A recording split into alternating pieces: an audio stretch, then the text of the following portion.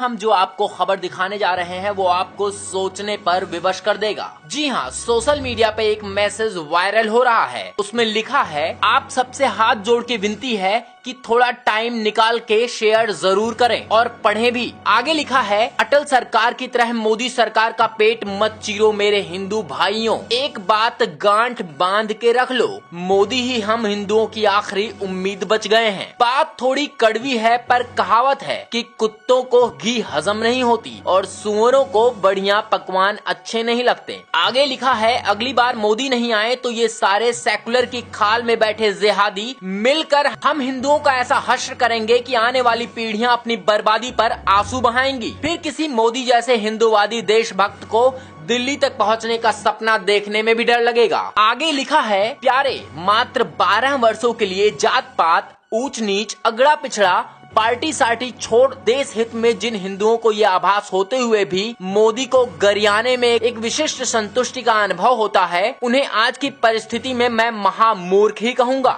Message में आगे लिखा है, याद रहे जब तक मुर्गी जिंदा रहेगी तब तक ही अंडे देगी। अटल जी की तरह उसका भी पेट चीर दोगे तो फिर लड़ते रहना इन टोपी वालों से जिंदगी भर। आगे कुछ नरेंद्र मोदी के कार्यों का विवरण किया गया है, जिसमें लिखा है, गौ रक्षा मॉडल बिल आ गया, कश्मीरी पंडित वापस होंगे, कैलाश का नया रास्ता खुल गया, हरियाणा में गीता अनिवार्य हो गई, राजस्थान में योग और सूर्य नमस्कार अनिवार्य हो गया, गुजरात, महाराष्ट्र आदि में गौ हत्या प्रतिबंधित हो गई, हरियाणा में गाय पालने पर 200 रुपए प्रतिमाह मिलने का प्रावधान किया गया। वैज्ञानिक तक कहने लगे कि वेद और शास्त्रों में सारे वैज्ञानिक तथ्य छुपे हुए हैं। हिंदू विरोधी पीके बनाने पर संसद बोर्ड की अध्यक्षता बर्खास्त हो गई। प्रधानमंत्री योगी जी और योग गुरु बाबा रामदेव के सद प्रयासों से भारत देश की संस्कृति का पूरे विश्व में डंका बजने लगा है। बनारस के घाट चमचमाने लगे, आदि आदि। आगे लिखा है, भारत विश्व गुरु बनने की ओर अग्रसर हो रहा है। आगे लिखा है, मोदी जी किसानों का बुरा सोच भी नहीं सकते।